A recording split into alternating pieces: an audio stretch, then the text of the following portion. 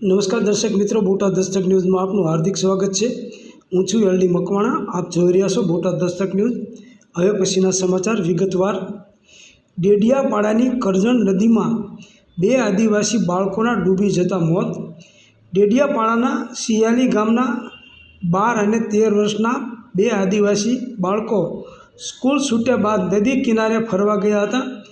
બીજા દિવસે બંનેની લાશ મળી।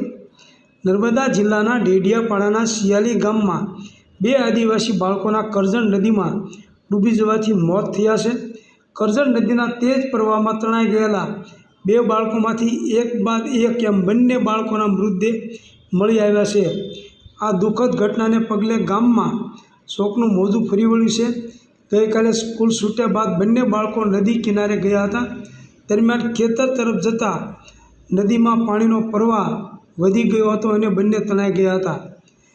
ગોપાલિયા ગ્રામ પંચાયત હેઠળની સિયાલી ગામના વસાવા સોમકુમાર બિપિનભાઈ 13 અને વસાવા અક્ષય દિનેશભાઈ 12 ગઈકાલે બપોરે શાળા છૂટ્યા બાદ ખેતર તરફ જતા હતા।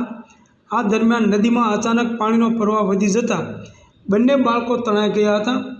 બાળકો તણાઈ જતાં ગ્રામજનો તરત જ તેમને શોધવા માટે દોડ્યા હતા, પરંતુ સાંજ પડતા અને અંધારું વધતા શોધખોળમાં મુશ્કેલી પડી। ગોપાલિયા ગ્રામ પંચાયતે તાત્કાલિક ડેડિયાપાડાના ટીડીઓ અને મામલતદારને જાણ કરી હતી, જેના પગલે પોલીસ અને વહીવટી તંત્ર સક્રિય થયું હતું। ઉપરવાસમાં ભારે વરસાદને કારણે ડેડિયાપાડા અને સાગબારા વિસ્તારમાં નદી, નાળા, તળાવો અને ચેકડેમો છલકાઈ ગયા હતા। કરજણ નદીમાં પાણીનો પ્રવાહ અત્યંત તેજ હોવાથી પ્રારંભિક શોધખોળમાં કોઈ સફળતા મળી નહોતી। આજે સવારે એક બાળક વસાવા સોમકુમાર બિપિનભાઈનો મૃતદેહ મળી આવ્યો હતો, જેનાથી પરિવારજનોમાં શોકની લાગણી ફેલાઈ છે। બીજી તરફ વસાવા અક્ષય દિનેશકુમાર માટે શોધખોળ વચ્ચે બપોરે મૃતદેહ મળી આવ્યો છે। વહીવટીતંત્રએ નદીના કિનારે રહેતા લોકોને સાવચેત રહેવા અને નદીના પ્રવાહથી દૂર રહેવા અપીલ કરી છે। આ દુર્ઘટનાએ ગામમાં ચિંતાનું વાતાવરણ સર્જ્યું છે। બોટાદ દસ્તક ન્યૂઝ, એલડી મકવાણા, બોટાદ।